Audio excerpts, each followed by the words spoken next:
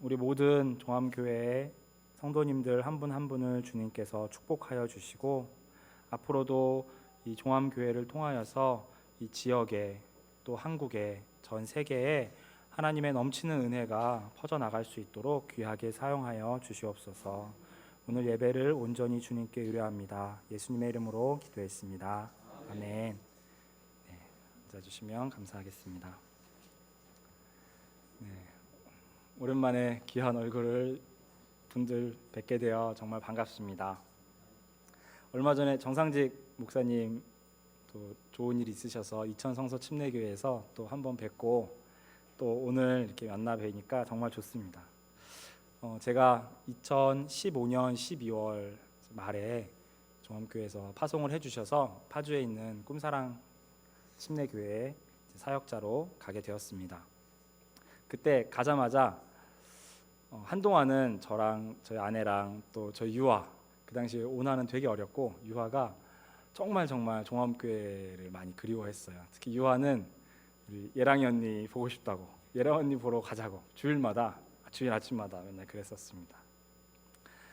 제가 직접 겪어보지는 못했지만 예전에 이제 시집간 며느리가 친정에 자주 못 가다가 이렇게 가끔씩 가면은 그 친정 부모님을 뵐 때 그 마음이 정말 그랬을 것 같은데 그 마음이 좀 비슷하지 않을까라는 생각이 들었습니다. 종암교회에 와서 이렇게 목사님과 또 성도님들 뵈니까 정말 친정집에 돌아온 것처럼 마음이 편하고 너무나 좋습니다.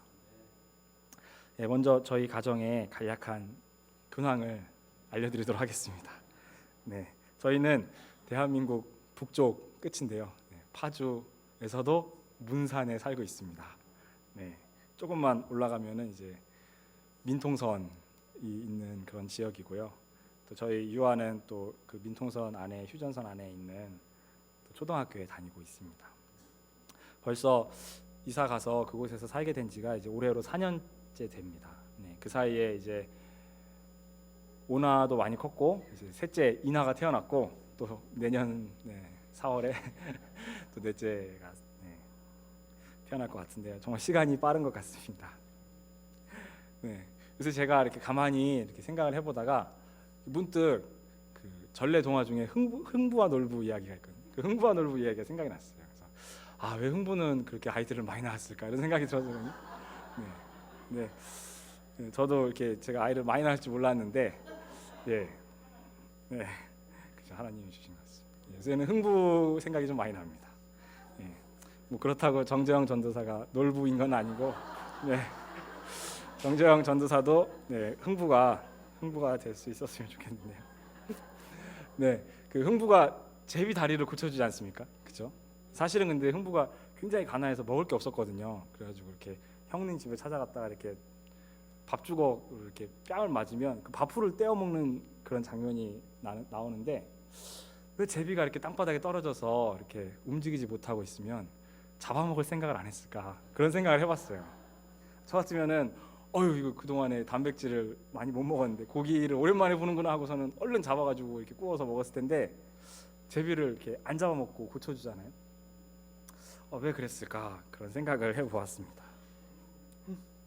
사실 흥부에게는 제비가 먹을거리로 보이지 않았던 것 같아요. 물론 제비 새끼라서 뭐 먹어봤자 뭐 얼마나 배가 부르겠나 이럴 수도 있지만 흥부는 제비를 바라볼 때 참 안 됐다, 불쌍하다, 내가 해줄 수만 있으면 고쳐서 낫게 해주고 싶다, 그런 마음이 있었던 것 같아요.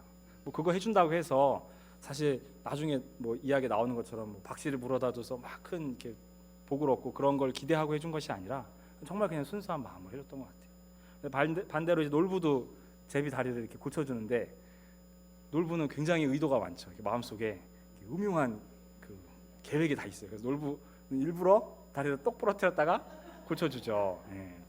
그러면 겉으로 보기에는 똑같이 다친 제비를 고쳐주는 것 같지만 사실 겉 행동과 다르게 마음의 의도와 생각, 그 동기가 정말 다를 수 있다라는 생각을 해보게 됩니다. 오늘 저희가 함께 읽은 이 누가복음 10장에 나오는 이 말씀은 저희가 흔히 선한 사마리아인의 비유라고 많이 알려져 있는 이야기입니다. 선한 사마리아인의 비유. 사실 이 말씀 예수님께서 이 비유를 하신 것은 그냥 예수님께서 갑자기 시작하신 것이 아니라 어떤 사람이 와서 예수님께 질문을 합니다. 그 사람에 대한 질문에 대한 답으로 이 비유를 말씀해 주신 것입니다. 이 사람은 어떤 율법 교사라고 25절에 나오는데, 이 사람은 두 가지 질문을 하였어요. 제가 옮겨주시죠. 예, 감사. 네, 이 율법 교사가 두 가지 질문을 하였습니다. 첫 번째 질문은 25절에 나오는데, 선생님, 내가 무엇을 하여야 영생을 얻으리이까? 이렇게 했습니다. 그 두 번째 질문은 29절에 나오는, 그러면 내 이웃이 누구니까? 이렇게 두 가지 질문을 했습니다.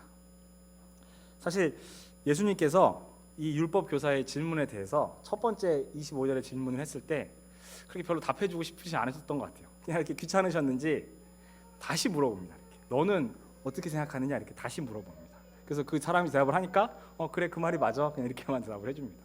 그러니까 뭔가 이 사람하고 이렇게 길게 대화를 하고 싶지 않았던 것 같아요. 지금 이 사람이 별로 좋은 의도로 온 것이 아니라는 것을 알고 계셨던 것 같아요. 근데 이제 또 한 번 이 사람이 29절에 그러면 내 이웃이 누굽니까? 이렇게 질문을 하니까 이제 이 두 번째 질문에 대한 답으로 예수님께서 굉장히 긴 비유의 이야기를 해주신 것입니다. 이 선한 사마리아인의 비유는 너무나 유명해서 사실 저희가 주일학교 때도 굉장히 많이 들었어요. 저희 주일학교 때도 이 선한 사마리아인의 비유 이렇게 그림 가지고서 이렇게 제가 이렇게 말씀을 들었던 기억이 납니다. 그런데 이 말씀을 자세히, 이 비유의 말씀을 자세히 읽어보면 예수님의 이 말씀이 좀 엉뚱하다라는 것을 알 수 있습니다. 이 사람은 지금 내 이웃이 누굽니까? 내가 사랑하고 도움을 주어야 할 내 이웃이 누굽니까? 라고 물어봤는데, 예수님이 그의 질문에 대한 대답으로 해주신 이 선한 사마리아인의 비유는 이 질문에 대한 적절한 답이 아니었어요. 만약에 이런 대답을 이제 중고등학교 시험에서 이렇게 하면은 땡입니다. 왜냐하면 질문에 대한 적절한 답이 아니에요. 왜냐하면 이 사람은 내 이웃이 누굽니까? 라고 물어봤는데 예수님은 너가 그런 이웃이 되어라 라고 말씀을 해주셨기 때문입니다. 그러니까 이 사람은 지금 나는 사랑할 준비가 되어 있어요. 근데 내가 사랑하고 싶은 대상이 있는데 그 사람이 누군지, 내가 어떤 사람을 사랑해야 되는지 그 대상을 말해주세요 그랬는데, 예수님은 그 대상에 대해서는 한마디도 해주지 않으셨습니다. 그냥 너가 그런 사람이 되면 된다라고 이야기를 해주셨습니다. 이 비유에는 세 부류의 사람이 나옵니다. 첫 번째는 이제 가장 중요한 세 번째 나오는 사마리아 사람입니다. 이 사마리아 사람은 사실 굉장히 특이합니다. 왜냐하면 지금 여기가 길이 30절에 보면 예루살렘에서 여리고로 내려가는 길이라고 되어 있습니다. 예루살렘에서 여리고로 내려가는 길인데, 이 길은 원래 사마리아인들이 잘 이용하지 않는 길입니다. 그러니까 유대인들과 사마리아인들은 사이가 안 좋아서 서로 이렇게 마주치는 것을 별로 좋아하지 않기 때문에 이 길은 주로 유대인들이 다니는 길이었습니다. 근데 이 길을 여행하던 어떤 사마리아 사람이 지나가고 있었다라고 하는 것도 사실 특이하고, 그것뿐만 아니라 이 사람이 하는 행동이 굉장히 특이합니다. 이 사람이 그 강도를 만나서 죽기 직전인 사람을 보고서 보통 이 정도까지 잘해주나 싶을 정도로 잘해줘요. 그러니까 보통 이렇게까지 해줄 수 있나 싶을 정도로 해줍니다. 그러니까 굉장히 지나치게 잘해줍니다. 자기도 지금 여행 중이기 때문에 어떻게 생각하면 시간이 촉박할 수도 있고, 또 자기가 가지고 있는 여행 자금이 빠듯할 수도 있거든요. 자기가 계획한 스케줄이 있을 수 있고, 또 여행 자금도 자기의 그런 계획 따라서 이렇게 딱 최소한으로 들고 다녔을 텐데, 지금 그것을 희생해 와서 자기의 시간과 돈을 희생해서 이 자기가 알지도 못하는 처음 보는 사람을 기꺼이 도와줍니다. 사실 이 정도의 선행도 쉽지 않은데 이 사람이 또 뭐라고 이야기를 합니까? 그 주막 주인에게 이 사람을 잘 돌봐주고 혹시 비용이 더 들면 내가 돌아오면서 그 비용을 또 해주겠다라고까지 이야기를 합니다. 사실은 엄청나게 큰 희생을 하는 것입니다. 무슨 이유로, 무슨 목적으로 그랬는지 모르겠어요. 사실 이 강도 만난 사람도 누군지 몰라요. 이 강도 만난 사람도 유대인인지 사마리아인지 알 수가 없어요. 같은 사마리아인이어서 도와줬는지 아니면 이 사람이 유대인이었는데도 불구하고 도와줬는지 알 수가 없어요. 그러니까 이 사마리아인이 왜 이 강도 만난 사람을 이렇게까지 친절하게 도와주었는지 그 이유와 동기와 목적이 아무것도 나와 있지 않아요. 오늘 말씀 제목처럼 정말 아무런 이유가 없는 것처럼 보입니다.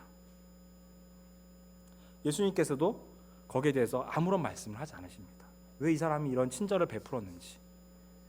이후에 나오는 이 나머지 두 사람도 굉장히 특이합니다. 보통 사마리아인의 반대는 유대인이거든요. 그러니까 사마리아인이 이랬다 하면 이제 유대인이 이래야 됐다 이렇게 나와야 되는데, 예수님께서는 유대인이라고 말씀하지 않으시고 유대인 중에서도 굉장히 특이한 사람들, 레위인은 사실 12지파 중에 하나거든요. 그러니까 거의 유대인 중에서도 12분의 1이죠. 굉장히 사실 소수의 사람들입니다. 그리고 또 한 명은 그 중에서도 제사장 이야기를 합니다. 그러니까 평범한 사람들이 아니에요. 그러니까 유대인들 중에 흔하게 있는 그런 사람들이 아닙니다. 제사장이나 레위인은 굉장히 소수의 특별한 사람들입니다. 특히 제사장 같은 경우는 그 아론에서부터 내려오는 그런 굉장히 훌륭한 그 대가 있어야만 될 수 있는 그러한 사람들이었습니다. 누가복음에 이 같은 누가복음 1장에 보면 침례 요한에 대한 이야기가 나오는데요. 네, 침례 요한의 어머니 아버지에 대한 이야기가 같은 누가복음 1장 5절에 나옵니다. 여기 보면 침례 요한의 아버지가 제사장이었습니다. 여기도 보면은 아비야 반열의 제사장이었다라고 하였고 또 그 아내 침례 요한의 어머니도 아론의 자손이었다라고 나와 있습니다.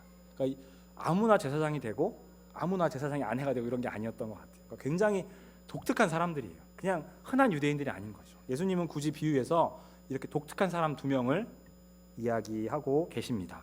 그런데 특이한 것은 이 사람들이 지금 똑같이 그 예루살렘에서 여리고로 이렇게 내려오면서 이 강도 만난 사람을 만나는데 그때 도와주지 않고 피하여 지나갔다라고 나와요. 그러니까 보고도 피하여 지나갔다라고 나옵니다. 보통 이제 똑같은 이제 누가복음 1장에 나오는 말씀인데요. 그 사가랴가 자기의 그 차례, 그러니까 그 레위 지파 중에서도 제사장들의 차례대로 자기의 직무가 있으면 이제 여기 9절에 주의 성전이라고 나오는데 여기가 예루살렘에 있는 예루살렘 성전입니다. 자기의 그 순서를 따라서 예루살렘 성전에 가서 이제 예배를 그 당시 제사를 이렇게 분향하는 그런 것을 하고 또 자기 차례가 끝나면 이제 자기 집으로 돌아가는 그러한 삶을 살았는데 아마 지금 여기 비유에 나오는 제사장도 자기의 그 예루살렘 성전에서의 일을 마치고 자기 집으로 다시 돌아가는 그러한 길이었을 수도 있을 것 같습니다. 그런데 그들은 제사장도 그렇고 레위인도 그렇고 그냥 지나쳐 갔습니다. 정말 긴급하게 도움을 필요로 하는 사람을 사마리아인처럼 도운 것이 아니라 그냥 외면하고 갔습니다. 이 사람들이 왜 또 사마리아인처럼 도와주지 않고 왜 굳이 외면하면서 갔을까? 그 이유도 나오지 않습니다. 예수님은 사실 이 사마리아인의 비유에서 그 속마음 심중에 대해서 아무 말씀도 하지 않으세요. 이 제사장이나 레위인도 무슨 이유가 있을 수 있거든요. 예를 들면은 뭐 만약에 그 사람이 정말 죽은 것처럼 보였으면 시체를 만지면 안 되니까 그 당시에 그 제사장들은 거룩한 사람들이라 시체를 만지면 안 되거든요. 그래서 그랬을 수도 있다라고 말하는 신학자들도 있습니다. 근데 정확히 알 수가 없어요. 왜냐하면 예수님께서 말씀하지 않으시기 때문에 그래요. 그러니까 예수님은 사실 그 사람의 목적과 의도를 말하고자 하는 것이 아니라 지금 이 사람들의 행동을 집중해서 말씀하고 계신 것입니다. 왜 예수님께서 이 비유를 하시면서 이 제사장, 레위인 그리고 사마리아인 이 사람들의 마음의 동기나 의도에 대해서 한마디도 하지 않으실까? 그 이유를 생각해 보았습니다. 저는 그 이유가 이 율법 교사가 했던 질문, 두 번째 질문 혹시 기억나시나요? 그 율법 교사가 했던 두 번째 질문인데요. 네, 여기 보면은 그러면 내 이웃이 누굽니까? 이렇게 질문했던 이 율법 교사의 이 두 번째 질문 때문에 그런 것이 아닌가라는 생각을 해보았습니다. 이 율법 교사는 자기가 사랑해야 될 이웃이 있고 사랑하지 않아도 될 이웃이 있다는 마음속에 전제를 가지고 있었습니다. 그래서 그 기준이 뭡니까? 라고 예수님께 물어본 거죠. 그냥 서로 나눠놓고 그 기준을 말씀해 주십시오라고 예수님께 물어봤습니다. 예수님은 아마 이 사람의 이 질문을 머릿속에 염두에 두시면서 너가 그렇게 사랑을 베푸는 이웃을 마음속에서 나누고 기준을 가지고서 이 사람은 도와주고 이러한 상황에서는 도와주고 저 사람은 도와주지 않고 저러한 상황에서는 도와주지 않고 그렇게 하는 것이 옳지 않다라는 뜻으로 지금 이렇게 일부러 말씀하신 것은 아닌가라는 생각을 해보았습니다. 보통 저희가 이 비유를 선한 사마리아인의 비유라고 하는데 그래서 저희는 보통 이렇게 생각을 합니다. 사마리아인은 참 착하다. 어떻게 이렇게 도와줄 수 있었을까? 사마리아는 정말 착하다. 그리고 반대로 도와주지 않았던 제사장과 레위인은 나쁘다. 그러니까 착한 사람과 나쁜 사람으로 이렇게 나누는 것이죠. 사실 근데 저는 착한 사람과 나쁜 사람으로 나누는 것은 별로 적절하지 않다고 생각합니다. 세상 우리는 다 죄인이잖아요, 그죠? 착한 사람, 나쁜 사람 없고 다 이기적이고 다 욕심이 많습니다. 저도 사실 지나가다가 이런 사람이 있으면 도와줄지 안 도와줄지 잘 모르겠어요. 네, 저도 사실은 자신이 사실 없습니다. 저는 사실은 이 사람을 착한 사람과 나쁜 사람으로 나누고 싶지는 않습니다. 오히려 제가 처음에 말씀드렸던 그 흥부와 놀부 이야기를 가만히 생각해 보면 흥부와 놀부도 사실 흥부는 착한 사람, 놀부는 나쁜 사람 이렇게 생각하기 쉽잖아요, 그죠? 사실은 근데 착하고 나쁘고가 아니라 제가 생각해 보면 이들의 행동에 있어서 근본적인 차이는 상대방을 대하는 그 마음의 태도와 동기가 다르기 때문에 그런 것 같아요. 단순히 그냥 착하다 나쁘다 이게 아니라 그 내가 사랑해야 될 어떤 대상을 어떠한 마음으로 대하느냐라는 것이죠. 사실 흥부 같은 경우도 그 아픈 제비를 뭐 고쳐주지 않는다 그래서 당장 잡아먹는다 그래서 뭐 누가 자기를 욕하고 뭐 비난하고 벌 주고 그러지 않거든요. 사실 그게 뭐 아무 나쁜 짓이 아니에요. 근데도 흥부는 그렇게 하거든요. 마찬가지로 지금 여기 사마리아인도 지금 주변에 아무도 없어요. 지금 누가 자기를 지켜보고 있는 게 아니거든요. 그냥 제사장이나 레위인처럼 그 강도 만난 사람을 보고서 슬쩍 피해간다고 해서 아무도 자기에게 욕하거나 비난할 사람이 없습니다. 그런데도 자기가 굳이 희생을 해서 도와주는 거거든요. 흥부가 제비를 고쳐줄 때 아무런 대가를 바라지 않았던 것처럼 이 사마리아인은 이 사람을 도와줄 때 그 어떤 대가도 그 어떤 보답도 바라지 않았습니다. 저는 이것이 이 사마리아인의 행동의 놀라운 점이라고 생각합니다. 그냥 단순히 그냥 저 사람은 착하겠지, 저 사람은 좀 돈이 많나, 시간적인 여유가 있어서 도와주는 거 아니야, 이렇게 생각하면 단순해요. 그냥 그죠?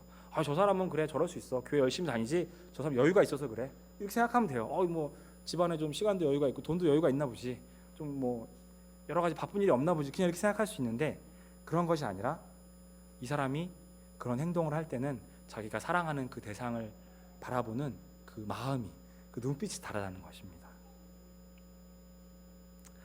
하지만 저희가 잘 아는 것처럼 놀부는 처음부터 끝까지 음흉한 욕심을 가지고 있습니다. 그 마음속에 음흉한 의도를 숨기고 있습니다. 그래서 어떻게든 이게 내가 흥부보다 더 부자가 되고 싶은데 어떻게 해야 되지? 이런 마음으로 하니까 아무 죄책감 없이 그 다리를 똑 부러뜨릴 수 있는 거죠.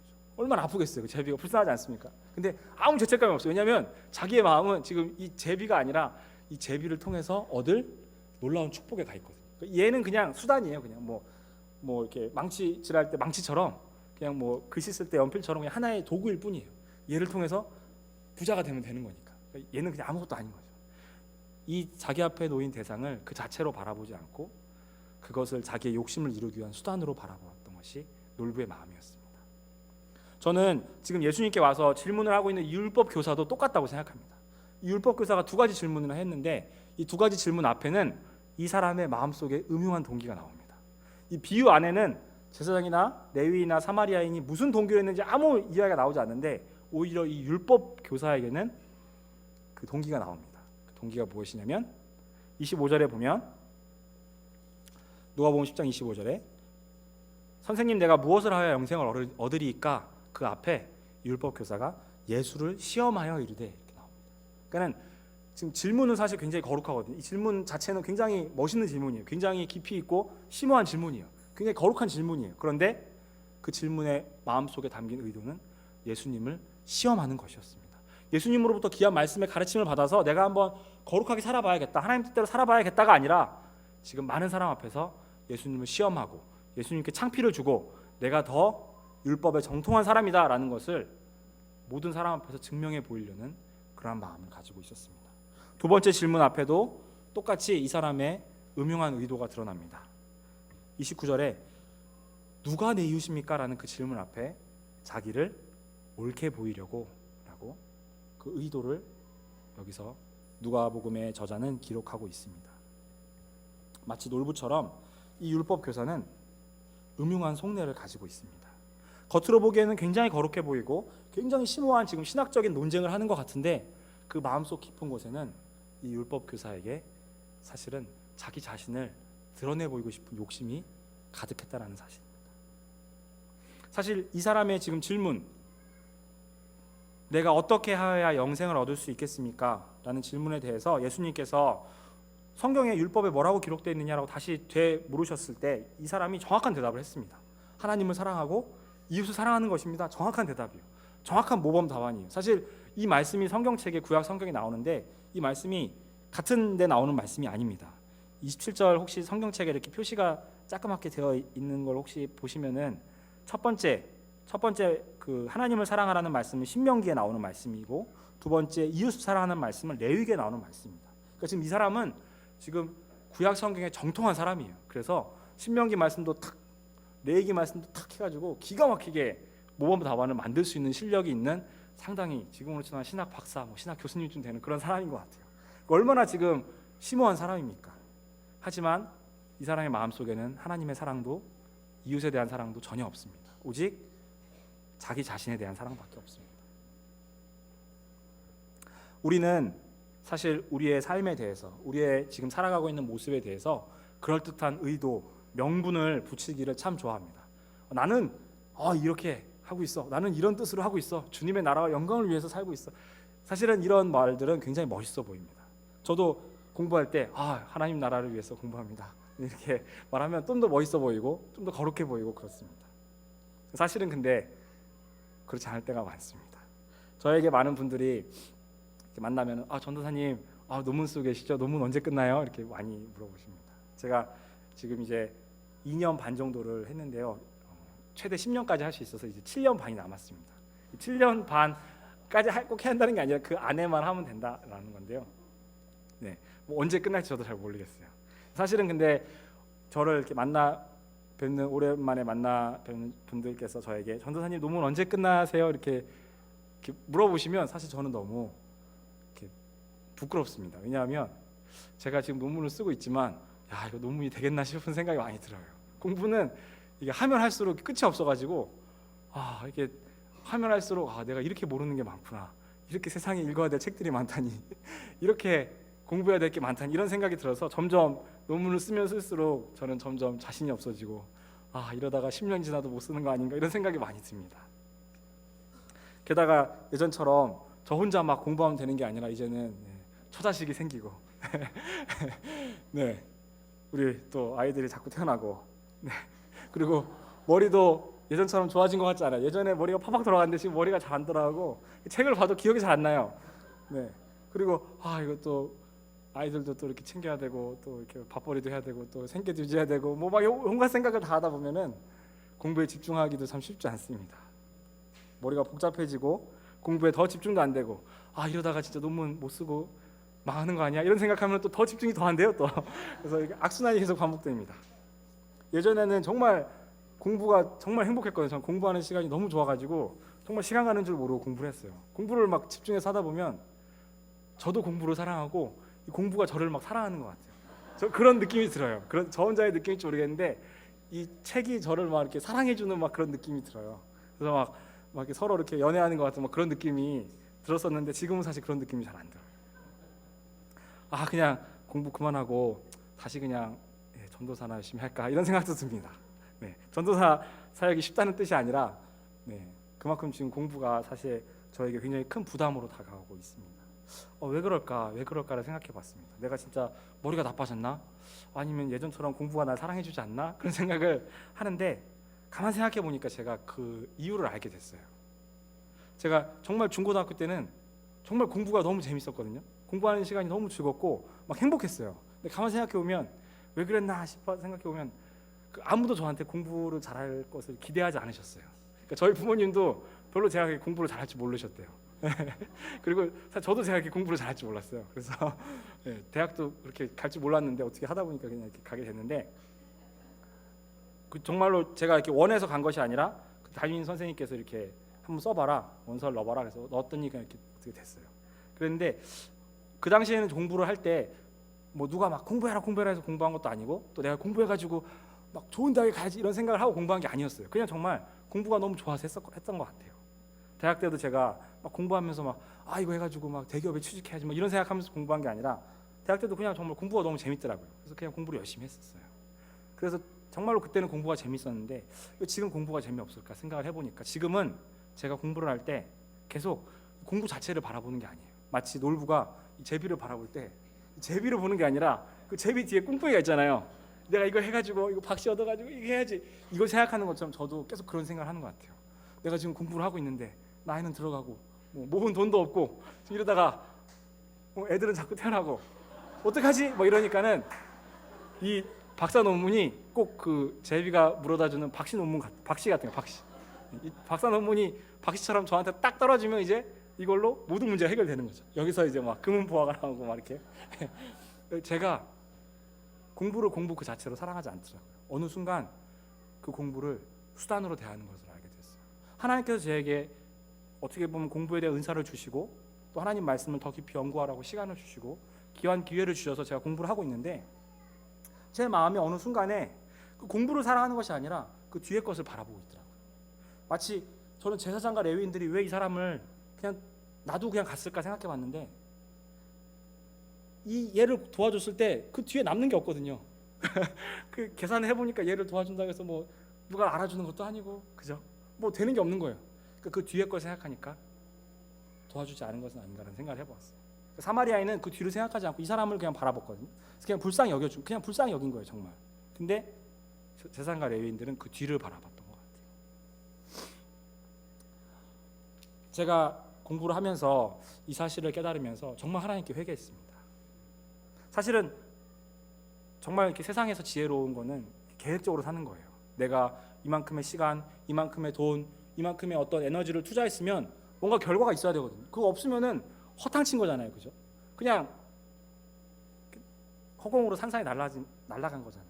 그런 행동을 하는 사람을 저희는 바보라고 합니다, 그죠? 바보 같은 행동했다. 뭐 남는 것도 없이, 뭐 대가도 없이 아무것도 없이 했다 이렇게 말을 합니다. 그런 식으로 보면 이 사마리아인은 바보 같은 행동을 한 거예요. 오히려 계획적이고 내가 이만큼 투자하면 그만큼 그 이상을 얻을 것을 생각하면서 시간과 에너지와 돈을 투자해야 그 사람이 지혜로운 사람입니다. 그 사람이 이제 어른스러운 사람입니다. 쉽게 말합니다. 그냥 제가 지금도 처자식이 이렇게 많은데 공부 왜 하세요? 공부 너무 재밌어서 즐거워서 해요. 이렇게 하면은 마치 세상 물정 모르는 사람처럼 언제까지 애들처럼 살 거야? 이렇게 돼버리는 거예요.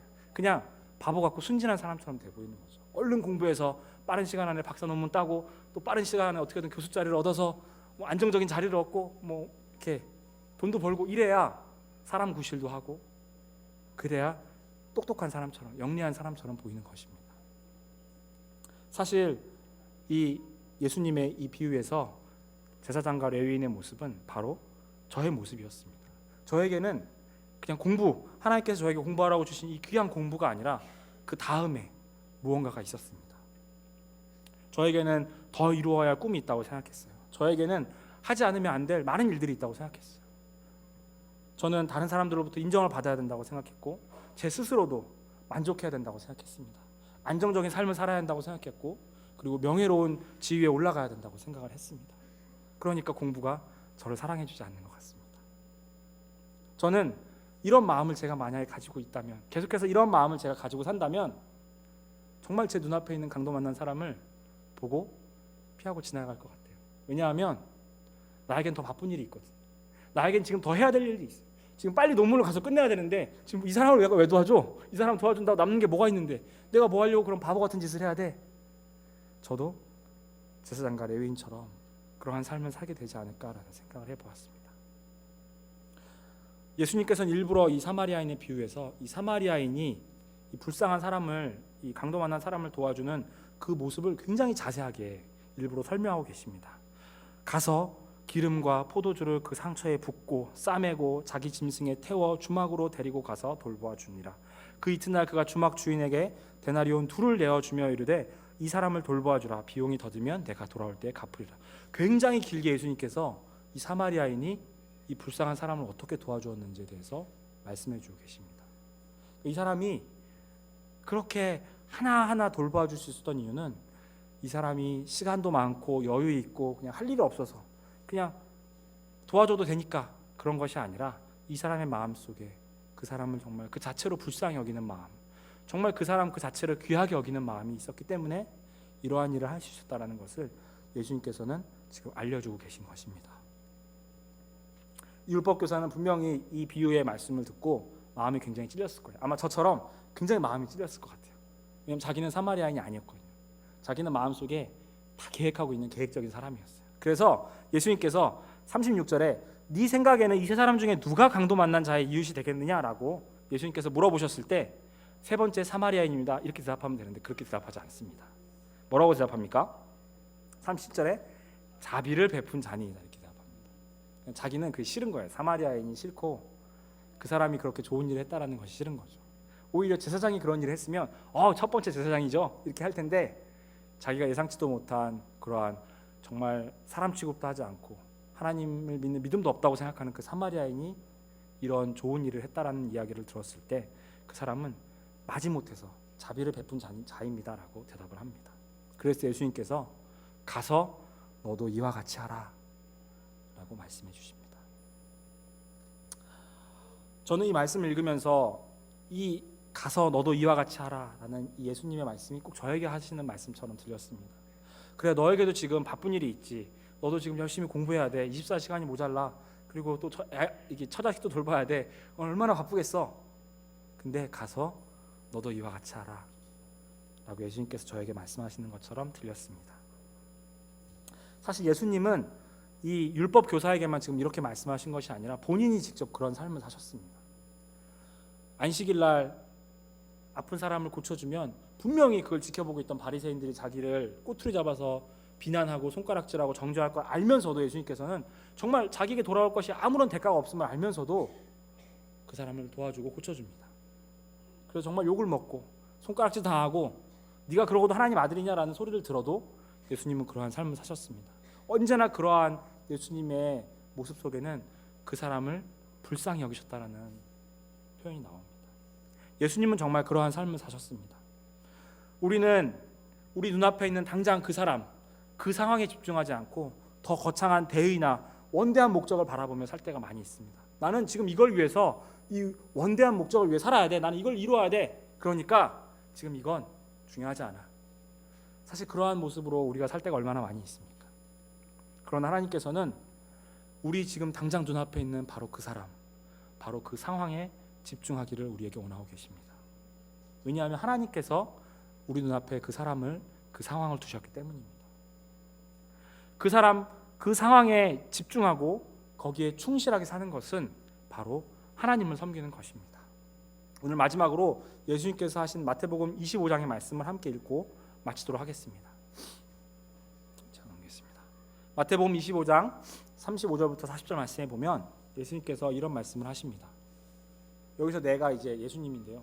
내가 줄일 때 너희가 먹을 것을 주었고 목마를 때 마시게 하였고 나그네 되었을 때 영접하였고 헐벗었을 때 옷을 입혔고 병들었을 때 돌보았고 옥에 갇혔을 때 와서 보았느니라 라고 예수님께서 말씀하셨습니다. 그랬을 때 사람들이 언제 우리가 주님께 그랬습니까? 언제 주님이 배고프실 때, 목마르실 때, 나그네 되셨을 때 우리가 언제 주님을 도와줬습니까? 우리는 주님을 도와준 적이 한 번도 없습니다 라고 말했습니다. 그랬을 때 예수님께서 내가 진실로 너희에게, 우리 40절 한번 같이 읽어볼까요? 시작. 임금이 대답하여 이르시되 내가 진실로 너희에게 이르노니 너희가 여기 내 형제 중에 지극히 작은 자 하나에게 한 것이 곧 내게 한 것이니라 하시고. 아멘. 이 사마리아인의 이 말씀과 너무나 비슷하지 않습니까? 지금 내 눈앞에 보이는 것은 어떠한 강도 만나서 맞아서 죽기 일보 직전인 사람입니다. 그 사람을 도와주는 것이 나에게 무슨 도움이 될지, 나에게 무슨 이득이 생길지 나는 아무것도 할 수 없습니다. 그런데 그 사람을 도와주면, 그 사람을 지금 내 눈앞에 두신 분이 하나님이시기 때문에 그 사람을 도와주면 나는 아무런 이유도 없이 도와줄지라도 그것이 곧 하나님을 도와드려 예수님을 섬기는 것이 되는 것입니다. 아니, 언제 우리가 예수님을 섬겼습니까? 언제 우리가 주님을 섬긴 적이 있습니까? 라고 예상치도 못했는데, 기대도 못했는데 우리 주님께서 우리에게 아니다, 너희가 나를 도와주었다 라고 말씀하실 것입니다. 지금 여기 바로 우리 눈앞에 있는 사람에게 최선을 다합시다. 지금 여기 바로 우리 눈앞에 있는 그 상황에 우리가 최선을 다하면 정말 좋겠습니다. 왜냐하면 그 사람을, 그 상황을 우리 눈앞에 두신 분이 바로 하나님이시기 때문입니다. 계산적으로 사는 것 좋습니다. 어떤 일을 하면서 거기에 대한 보상과 대가를 계산하면서 사는 것 좋습니다. 그것은 이 세상에서는 지혜롭고 어른답게 사람 구실을 하면서 사는 것일지도 모릅니다. 그렇지만 그것은 결코 하나님 보시기에 아름다운 것은 아닐 것입니다. 하나님이 보시기에 정말 아름다운 삶이란 우리가 하나님을 믿기 때문에 아무 이유 없이 매 순간을 정성을 다해 사는 것, 그것이 바로 아름다운 삶이라고 생각합니다. 저에게 맡겨주신 하나님의 삶이 있습니다. 하나님께서 저에게 주신 삶이 있습니다. 또 이곳에 계신 성도님들 한 분 한 분에게 맡겨주신 귀한 하나님께서 맡겨주신 그 삶이 있을 것입니다. 그것이 어떻게 보면 직업일 수도 있고 또 가정일 수도 있고 우리들이 키우는 자녀일 수도 있고 또 내가 돌보고 있는 구역원들일 수도 있고 때때로 그것이 너무나 힘들고 우리에게 짐이 되고 내가 이 더러운 직장 더러워서 진짜 때려치고 말지 이런 마음이 들 때도 세상 사람들은 왜 안 때려칩니까? 그래서 따박따박 월급이 돌아오니까 그거 바라보고 때려치지 않는 거잖아요. 저희는 그런 것이 아니라 하나님께서 나를 그곳으로 불러주셨으니까 하나님께서 나에게 그 직장을 주셨고 그 일을 주셨고 그 가정 그 자녀들을 주셨으니까 저희는 그래서 그 사람에게 그 순간에 최선을 다하고 정성을 다해서 섬깁니다. 그렇게 최선을 다해서 살아보니까 정말 아무 이유 없이 아무 목적 없이 아무 의도 없이 그렇게 최선을 다해서 한순간 한순간을 살아보니까 나중에 하나님으로부터 잘했다, 그 모든 것이 나에게 한 것이다 라는 칭찬을 들을 수 있다면 그만큼 아름다운 삶이 어디에 있겠습니까? 저는 공부를 하면서 이 책 읽으면 이거 논문에 인용할 수 있을까? 이거 괜히 읽는 거 아니야? 시간 낭비 아니야? 이렇게 생각할 때가 너무나 많이 있습니다. 이제는 그렇게 생각하지 않으려고 합니다. 책을 사랑하려고 합니다. 그 책을 제 앞에 주신 분이 하나님이십니다. 그 책에서 설령 제 논문에 한 줄도 적지 못할지라도 거기서 무언가 더 깊은 하나님의 뜻을 깨달을 수도 있습니다. 논문에 아무 기여가 되지 않아도 좋습니다. 제가 하나님을 더 사랑하고 하나님을 더 닮아가는 삶을 살 수 있다면 저는 그것으로 족합니다. 하나님을 믿지 않는 사람들은 우리의 삶을 어리석다고 이야기합니다. 바보 같다고 이야기합니다. 그래서 결국 남는 게 뭔데? 라고 이야기를 합니다. 그렇지만 하나님께서 다 기억해 주십니다. 그것이 곧 나에게 한 것이다 라고 말씀해 주실 것입니다. 정말 복된 삶 아닐까요? 이것이 정말 귀한 삶 아닐까요? 우리가 그러한 삶을 살면 정말 하나님께서 우리의 삶을 보시고 기뻐하실 줄 믿습니다. 기도하도록 하겠습니다. 하나님 감사합니다. 저희는 날마다 너무나 마음이 어리석고 연약하여서 하나님이 우리에게 주신 많은 축복과 은혜들을